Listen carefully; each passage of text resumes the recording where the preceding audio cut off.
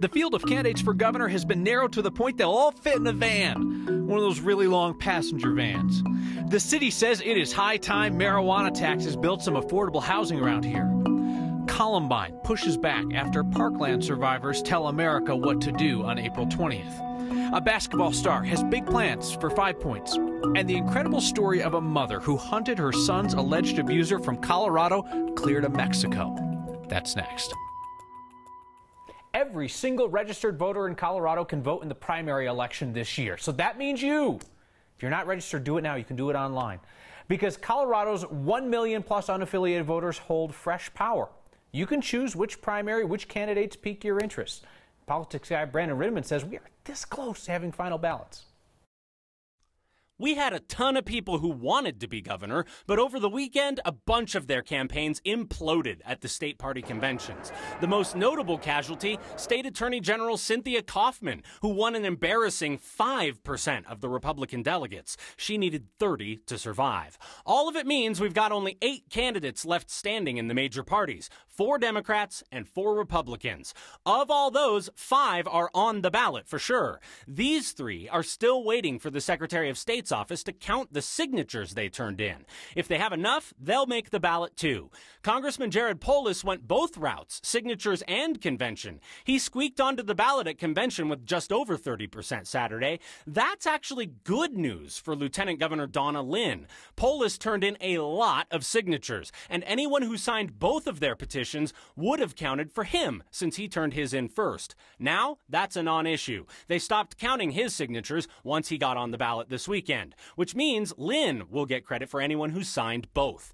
On the Republican side, State Treasurer Walker Stapleton made things interesting a different way. He got enough signatures to make the ballot, but then asked the state to pull him off, saying he had problems with the company he hired to gather his signatures. He went to the convention last minute and won, which seems like good news for Doug Robinson and former State Representative Victor Mitchell, both businessmen, except our shruggy voter would still count for Stapleton because the Secretary of State already okayed his petition, even though he asked it to be tossed out. They're still counting signatures for these 3. Once they're done, we can tell you once and for all who your options will be this June. And Kyle, you started off by mentioning unaffiliated voters. Those are the big X factor right here because primaries don't tend to be high turnout affairs. If you can win a block of unaffiliated voters to your cause, whatever party you're in, bringing thousands of them in could be the difference maker. Again, the state's 35% unaffiliated. If you look at the registration, it's the biggest block of voters, only it isn't a block. They all believe a bunch of different things. So you can bet these candidates are going to want to try to make inroads there. And also noteworthy over the weekend is the new nasty in the Republican gubernatorial primary. You've got Doug Robinson at our debate last week referencing Walker Stapleton's drunk driving, and then Cynthia Kaufman did it and got booed in front of the crowd. Booed at the convention. You know, they wanted to see party unity at that thing. Playing to that room and trying to throw an elbow like that, I think really came off the wrong way. Also, I think some people thought that she was attacking the party for allowing Walker Stapleton to toss his hat in the ring last minute. But the party rules have been well known for a long time by people in that room that you can just show up and raise your hand and say you want to be governor and be heard. Yeah, we like to keep our politics classy around here, Brandon. Speaking of, Stormy Daniels is coming to Denver as part of her Make America Horny Again tour. The porn star, who says she was paid off not to talk about her affair with the president, is appearing at the Diamond Cabaret Strip Club June 1st and 2nd. The press release says she will be doing one show each day. Teachers across Colorado took a day off today to do some work. To work for better pay, better funding for education, they say. 2 rallies at the Capitol and plenty of conversation. We sat in at the cafeteria where discussion over pizza was focused on paychecks. Teachers talked to us about salaries dropping more than 17% over the last 15 years. They talked about education being underfunded by their estimation by nearly $830 million. They told us what it was like working for a school that faces cut after cut, year after year. I think it's huge because it's convincing other people that it's a really important thing to do, even though it's more of an inconvenience than it is like, oh, cool, I get a day off of work. I think it convinces people how important it is because it's not a day off of work. It's fighting for our students. Many of the teachers came to the Capitol to oppose Senate Bill 200. That bill would make changes to PARA, the state's retirement system. It would force teachers to contribute more to their retirement each month. Denver Mayor Michael Hancock wants to raise taxes to pay for more affordable housing. Which taxes, you say?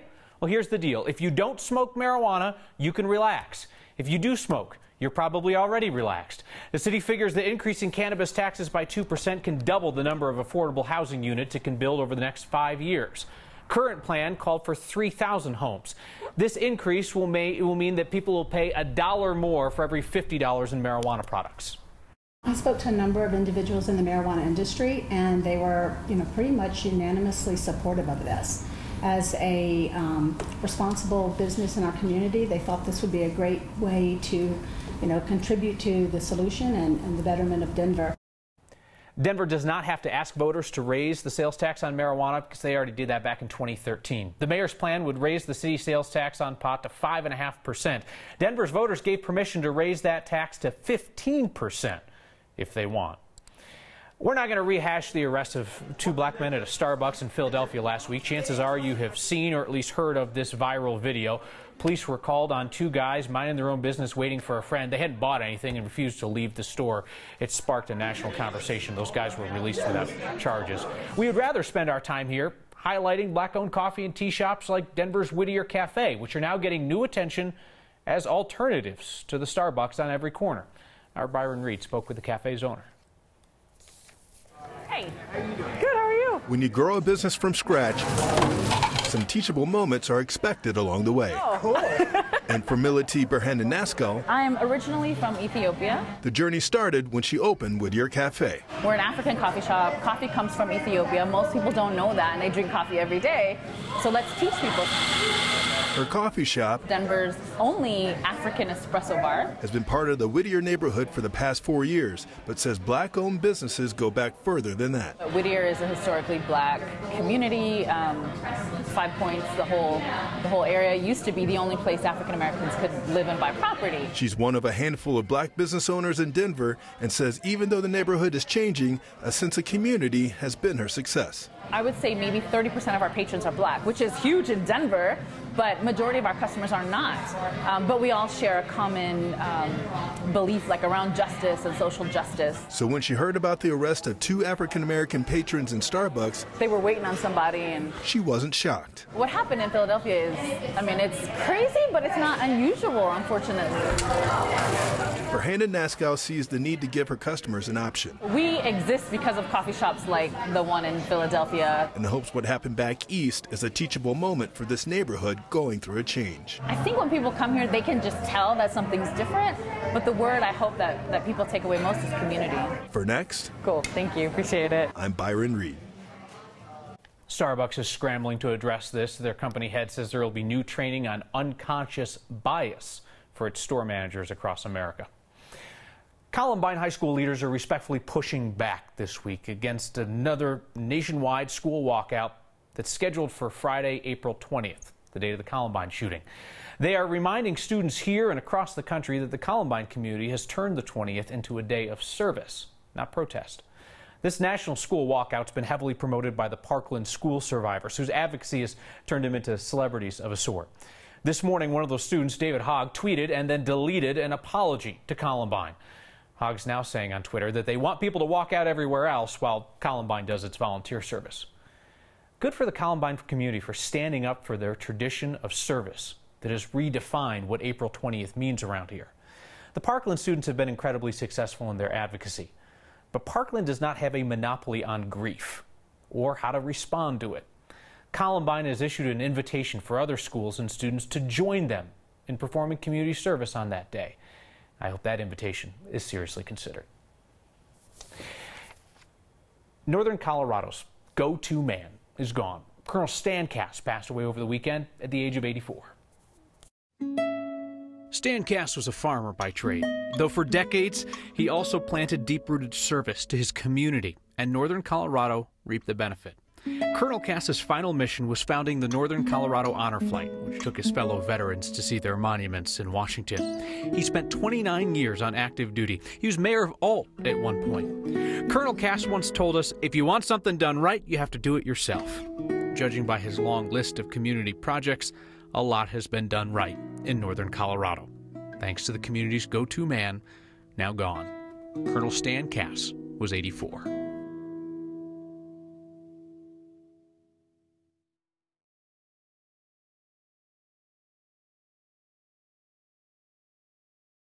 There are big doings being announced in 5 Points tonight, and they involve former NBA star Chauncey Billups. Looks like Park Hill's finest is getting involved in the redevelopment of the historic Rossonian Hotel there in 5 Points. We're told that Billups is going to have a restaurant in that 106-year-old hotel at Welton in Washington.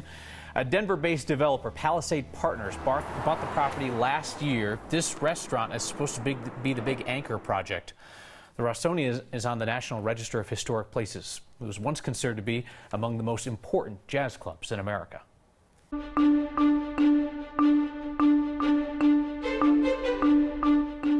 Hi there, I'm meteorologist Kathy Sabin. Not a bad way to start a Monday. In spite of the cloud cover, temperatures today in the mid-70s downtown. There are 2 storms we're tracking this week. One will bring some wind. That's tomorrow. Another one, the chance for snow. Of course, it's Friday. It'd be the 3rd Friday in the row with that, right? Well, the next storm system's already kind of knocking on the door, and that's where the high and mid-level cloud cover's coming from underneath that ridge, which did allow for gusty winds to produce temperatures in the 70s today, above the average of 61. And as we're tracking one storm in the Midwest, the next one coming in from the northern Rockies is basically going to hit that high pressure ridge and then bounce north. So a lot of the precip and energy will miss us with this first one, but gusty winds out of the southwest will be increasing tonight. Now, initially, that's going to scour out that high cloud deck, giving us a partly sunny day tomorrow. There'll be some scattered light snow showers in the northern and central mountains, but not enough that we have winter weather or travel advisories for you. Lower elevations tomorrow, maybe an isolated shower, but with that wind, I think a lot of that moisture will evaporate before it hits the ground. And so tonight, enjoy. In spite of the cloud cover, a mild evening, 45 in the city, but the winds will be increasing along the Front Range foothills and could see gusts in excess of 50 miles per hour. The cool down comes tomorrow, but I wouldn't call 60 cold. That's seasonal. We'll look for highs close to 60 both Tuesday and Wednesday. So kind of dry midweek, nice warm up on Thursday, ahead of a storm that brings rain showers Friday and mountain snow. That rain due to mix with snow Saturday morning, possible accumulation. Storm moves out of here Saturday. Temperatures in the low 50s to kick off your weekend. Looks familiar, doesn't it? Back to the mid-60s with sunshine on Sunday and then 70s back in the forecast on Monday. Outside the studios, it is cloudy and windy and way up high, so looks like a winter wonderland in spring, Kyle. Kathy, thanks. The most Colorado thing we saw today is an igloo up in Steamboat. Jim and Elaine Hauk emailed this to us, said rent in Steamboat Springs has gone up so much people are now renting out their igloos. This is a fine property here. It's a studio. Looks like it could comfortably fit 2 to 3 people. I'm guessing about $2,000 a month would be reasonable for that. We are back with a story that seems too wild to be true. A mother from northern Colorado goes to Mexico hunting for the man she says hurt her son. That's next.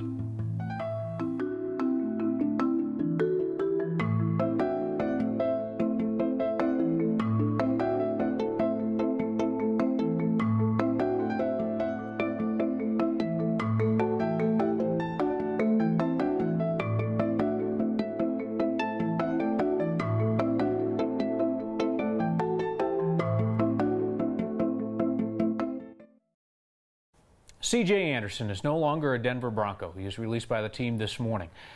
Lost in so much of the discussion about whether or not C.J. was the best fit or the best running back that the Broncos could get their hands on. Seems like we lost sight of the fact that C.J. Anderson appears to be one of the most genuine and hard-working players ever to come through town, and I, for one, will miss him. C.J. Anderson, he talked to reporters like he was a normal human being, which is exceedingly rare for a pro athlete.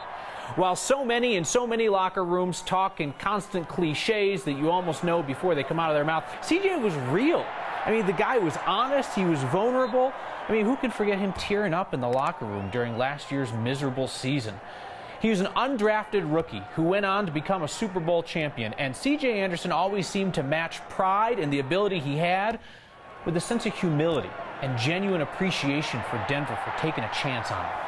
So I will be watching to see where C.J. Anderson ends up next, and I will remain a fan of the man. May I make a recommendation? Point you towards something that did not come from us but is absolutely worth your time. It's an astonishing story in the Fort Collins, Coloradoan about a mother who tracked her son's alleged abuser down to Mexico. She orchestrated his arrest there and his return to Colorado to face charges. It seems more like a movie than real life. Lydia Lerma uncovered evidence that the man accused of molesting her son may have had other victims. She felt law enforcement here wasn't being proactive enough. And when the suspect fled to Mexico, she went there after him. There's a link to the Coloradoan article on the next Facebook page. But the Coloradoan reporter, J.C. Marmaduke, joins us now. So, J.C., as journalists, we are presented with incredible claims all the time, and we decide that they are incredible, that they are not credible, they're not believable. This seems too unbelievable to be true. What led you to follow the tip? Yeah, that's a good question. I think that I wouldn't have believed this if it had just been a random call I got about Lydia Lerma traveling to Mexico. But I had a relationship with her beforehand where she actually contacted me after my initial article about Vanderwall's arrest. And she called anyone she could and really wasn't getting a lot of response. And I think I was the only reporter who really gave her the time of day because it struck a chord with me. The lead of your article is one of the best leads that I've read in local journalism in a long time, and I want to read it to people here. Your first line and then a line that follows shortly after. This is the moment when the mother from Fort Collins sees her son's alleged abuser down in Mexico. Crouched on the floorboards of a rental car in a supermarket parking lot, Lydia Lerma spotted her prey and started to cry. Lerma longed to kill him. She told you that? Yes. This is a woman who was willing to take justice into her own hands to an extent. And throughout the entire piece, you're wondering, how far is she willing to go? How far is she willing to go? How far do you think she was willing to go? I think she's the only one who can truly answer that question. I think that the reason the story connected with a lot of people was because I think a lot of parents can look at that and say, I would be willing to go that far for my kid. And I think Lydia did tell me through interviews repeatedly that she would be willing to and plan to come back if he wasn't arrested by March 1st and bring him back to the border herself. And she was willing to go back and basically kidnap him and bring him back to the States if that's what it took. That's what she said, and she said that she had figured out what the route would be and how she could avoid military checkpoints. But I think the important thing to remember is that, you know, this is what she was thinking about doing, and maybe she would have done it, but she was law-abiding. It is an exceptional article. I recommend that everybody read it if you can. We have a link on the next Facebook page. The Coloradoan's J.C. Marmaduke, thank you for being here. Thank you. We are back with stories from the Boston Marathon that got buried by the big headline today. That and your feedback next. All eyes at the Boston Marathon were on Desi Linden, the first American woman to win the marathon since 1985.